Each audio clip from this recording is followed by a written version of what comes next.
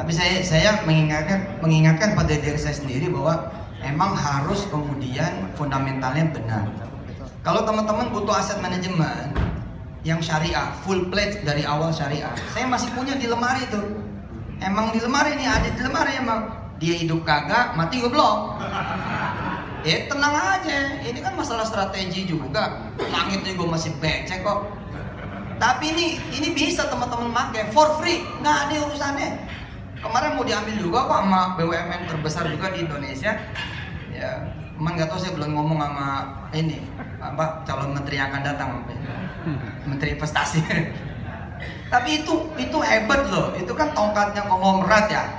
Itu ada sama kita, itu punyanya Gus Rifki itu. Tinggal ngomong sama dia, kita keluarin dari laci, gerak, dan itu sah lagi legal, dan jumlah nantinya unlimited, bisa dipakai. Ya itulah kenapa kita nggak berharap kepada organisasi-organisasi ini. Kenapa kita maju terus di rel jalurnya gitu, sesuai. Misalkan kita mau maju ke hukum, ya maju ke hukum, nggak perlu kita memandang lagi kita nanti misalkan cobalah kita misalkan berharap pada organisasi ini untuk mendudukan, untuk bisa islah, atau misalkan menjadikan organisasi ini sebagai acuan nanti.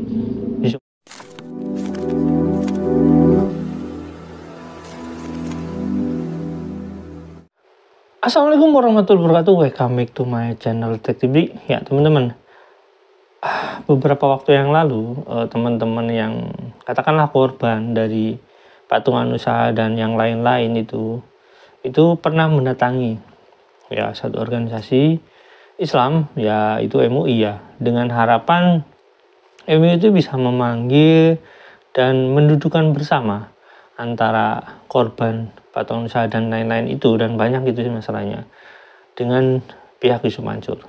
Nah, ada beberapa orang yang katakanlah jadi salah satu korban itu orang yang di Batubara ya. Dia berharap ya organisasi besarnya itu juga bisa menaungi dan mendudukan bersama masalah tersebut ya. Itu harapan. Nah, itu harapan pertama. Tapi beberapa waktu yang lalu, ini belum lama, ini masih baru. Jadi saya nggak mau nyebut acaranya, intinya adalah acaranya ini acara tentang suatu bisnis pengembangan ekonomi. Nah, di sini yang bikin agak nggak jengkel sih sebenarnya, emang kita paham lah. Ya ini Yusuf Mansur ini dijadikan role model di acara ini gitu loh.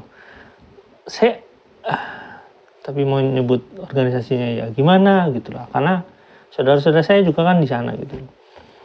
Nah tapi ya sudahlah, kita lihat dulu videonya teman-teman. Yuk check it out.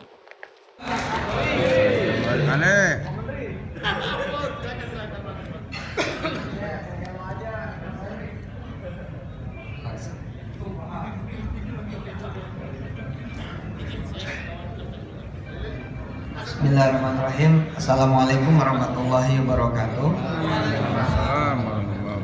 Alhamdulillah, makasih ya Gus Rifki dan semua para pimpinan LPNU pusat dan seluruh Indonesia. Saya kemarin beneran cuma pengen silaturahim, terus ikut mendukung teman-teman semua, bahwa semua menaruh perhatian dan semua ikut mendoakan. Insya Allah mudah-mudahan pulang tambah semangatnya, dan ada sesuatu dalam waktu dekat gitu yang memang bisa kelihatan gitu. Tadi menarik Mas Ferry, ada yang sudah masuk ke dunia IPO. Saya alhamdulillah izin Allah juga bikin satu perusahaan yang nganter IPO, bukan yang menjadi yang IPO ya, tapi perusahaan yang nganterin IPO. Karena ini menarik. Makanya mungkin nanti kalau boleh ada sesi, barangkali nggak di sini, kapan kita zooman itu, karena cuman nyatuin aset, nyatuin value, nyatuin opportunity, dan besok nyatuin buku, ini akan ada historis tersendiri. Dan teman-teman saya kira di sini semuanya udah jagoan semua, nggak ada yang nggak bisa gitu. Dan memang langitnya capital market itu unlimited. Tinggal nanti fundamentalnya tetap harus bagus.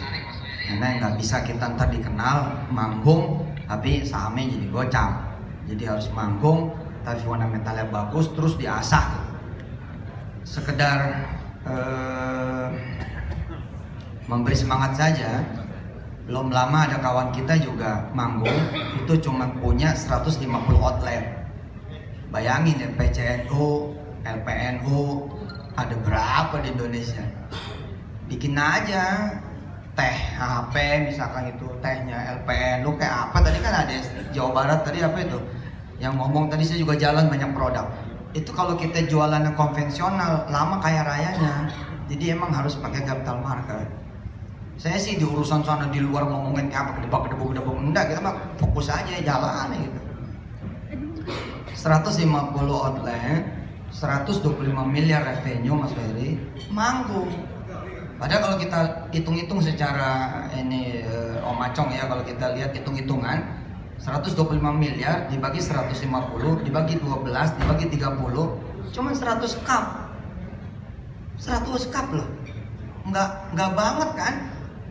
Nah, saya kira ya tolong dimasukin juga ini ya dari kita dimasukin karena prosesnya juga cuma 3 bulan. Udahlah, teman-teman di sini nih cabai semua udah tinggal dipilihin satu gitu, kemudian dirajut ke zak gitu dalam 3 sampai 6 bulan ke depan ada satu manggung. Dan sekali manggungnya kita jangan pakai rem terus ya gitu. Tapi saya mengingatkan pada diri saya sendiri bahwa emang harus kemudian fundamentalnya benar. Kalau teman-teman butuh aset manajemen yang syariah, full pledge dari awal syariah, saya masih punya di lemari tuh. Emang di lemari nih, ada di lemari emang. Dia hidup kagak, mati goblok. Tenang aja, ini kan masalah strategi juga. Langit juga masih becek kok. Tapi ini bisa teman-teman pakai for free, nggak ada urusannya. Kemarin mau diambil juga kok sama BUMN terbesar juga di Indonesia. Ya, emang nggak tahu saya belum ngomong sama ini apa calon menteri yang akan datang, menteri investasi. Tapi itu hebat loh. Itu kan tongkatnya konglomerat ya. Itu ada sama kita. Itu punyanya Gus Rifki itu. Tinggal ngomong sama dia, kita keluarin dari laci, gerak dan itu sah lagi legal dan jumlah nantinya unlimited, bisa dipakai itu. Mau bikin rumah sakit, mau bikin apa gitu. Tinggal nanti saya dikomandoin sama Mas Arif, beres dah, kita maju gitu. Jadi itu saja bisa saya sampaikan. Mudah-mudahan ada project mercusuar yang sekali jalan langsung kelihatan gitu sama dunia. Dan kalau mau kelihatan memang ya capital market hari ini. Benar-benar, cuman jangan pakai kendaraan orang lain. Kalau kendaraan orang lain nanti jadi malaikat maut. Malaikat maut dah nganterin sama iya gitu. Tapi sampai situ kita digorok. Udah sendiri aja. Jangan sendiri aja. Itu ilmu udah kebanyakan kok. Udah ilmu kebanyakan orang. Bukan lagi hal yang tersembunyi insya Allah. Apalagi dengan potensi LPNU yang begitu hebat di seluruh Indonesia bahkan di luar negeri. Mesir aja masih tetap siap kok. Mesir saya hadir tuh waktu tanda tangan yang kopi itu 2 triliun Pak. Kita masih cuma bisa sekitar 500 miliaran loh. Belum yang lain-lain. Dan itu kan teman-teman semua dubes di mana aja. Apalagi tadi ada Mas Diota ya. Itu presdir salah satu bank juga, bank digital beliau itu bisa banget diajak ngobrol ya untuk kemudian nemenin teman-teman NU bahkan global, bikin keripiknya misalkan di Jember tapi jualannya ke Afrika.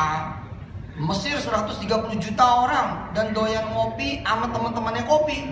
Ya kalau kita saya udah invest tuh dikit nggak banyak tapi jalan loh, oke loh, maksudnya ini menarik gitu loh.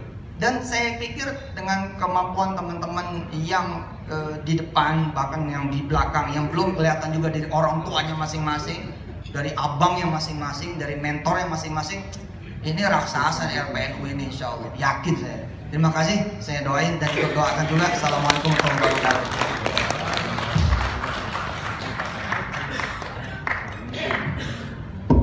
Luar biasa. Oke, itu videonya teman-teman. Jadi teman-teman udah paham ya. Kita nggak ngomong organisasi dulu, kita ngomongin tentang Yusuf Mansurnya gitu. Yusuf Mansur di sana ngomong tentang perekonomian, hitung-hitungan lagi hitung-hitungan gitu tentang IPO gitu, seolah-olah IPO mudah. Ya memang secara prinsip ini bukan soal apa ya, hitung-hitungannya sebenarnya, adalah soal bagaimana satu perusahaan ini konsisten dalam perkembangan satu kapitalnya ya, dalam perkembangan kapitalnya dengan akuntansi yang sangat terbuka di sana. Maksudnya kalau misalkan mau IPO itu dijelaskan bahwasanya begini perkembangan ekonominya, bukan masalah nilai besarnya, tapi adalah konsisten profitnya gitu, konsistensi profitnya. Karena nggak semua perusahaan yang profitnya besar loh yang bisa IPO, nggak semua. Tapi yang akuntabilitasnya itu tinggi gitu. Terus ya transparansinya tinggi. Terus orang-orangnya juga bisa dipercaya, mereka bisa melantai di bursa itu. Nah, di sini Yusof Mansur berbicara tentang IPO seolah-olah dia itu pernah IPO dan di sana dia punya perusahaan katanya yang bisa membantu orang IPO. Lucu sih sebenarnya, lucu banget ya. Dia nggak pernah IPO tapi pernah membantu itu ya. Perusahaannya ada yang bisa membantu itu. Sebenarnya nggak perlu seperti itu sebenarnya, datang misalkan ke IDX konfirmasi bagaimana cara IPO, selesai sebenarnya semuanya, nggak perlu lewat Yusof Mansur gitu. Bodoh aja kalau misalkan lewat Yusof Mansur dulu gitu. Tapi ya sudahlah, pertama kita ngomongin itu ya. Keduanya di sana ngomongin tentang punya aset manajemen yang tidur katanya. Hidup enggan mati tak mau di lacinya dia. Ya nggak lain ya bukan pastilah, yang jelas Veteran Asset Management punya dia gitu. Nggak hidup ya pastilah nggak hidup lah, karena pertama gini, sebuah manajemen gitu ya, sebuah manajer investasi yang di sana itu mengumpulkan banyak sekali uang yang nantinya gitu ya, mengumpulkan banyak sekali uang dari masyarakat, tentunya itu memiliki banyak hal yang berkaitan dengan satu pengelolaan manajemen, di mana pengelolaan manajemen itu yang seharusnya transparansinya bagus, terus menghasilkan, ya ini bukan cuma menghasilkan ya, sebenarnya kerugian itu nggak jadi masalah, tapi yang jelas terbuka gitu bagaimana sistem pembukanya. Tapi yang lebih baik itu ya terbuka, ya bisa menghasilkan tinggi untuk masyarakat berinvestasi gitu ya.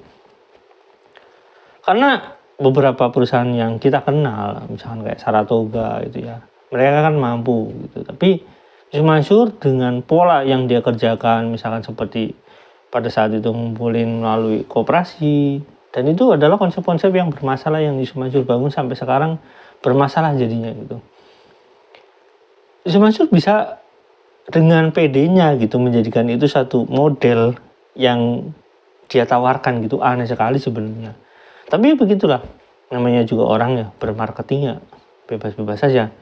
Nah, ini yang sebenarnya menjadi apa ya, buat saya ini aneh gitu. Kok bisa organisasi ini masih menjadikan Yusof Mansur ini role model gitu ya.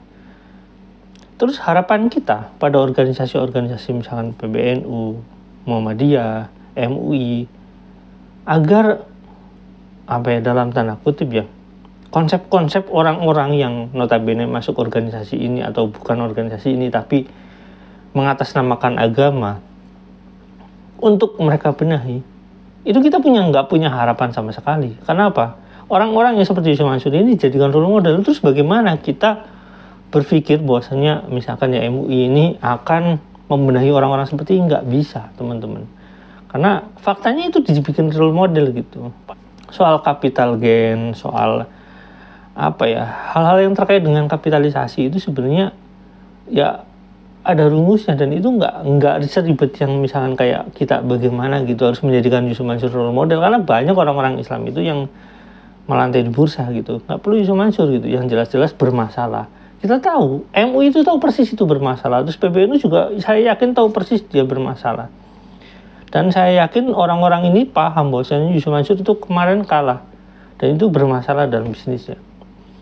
Tapi kenapa? Ya itulah kenapa kita nggak berharap kepada organisasi-organisasi ini. Kenapa kita maju terus di rel jalurnya gitu, sesuai misalkan kita mau maju ke hukum ya maju ke hukum, nggak perlu kita memandang lagi kita nanti misalkan cobalah kita misalkan berharap pada organisasi ini untuk mendudukan, untuk bisa islah, atau misalkan menjadikan organisasi ini sebagai acuan nanti Yusuf Mansur akan dipanggil atau gimana. Enggak usah berharap seperti itu, karena faktanya seperti ini.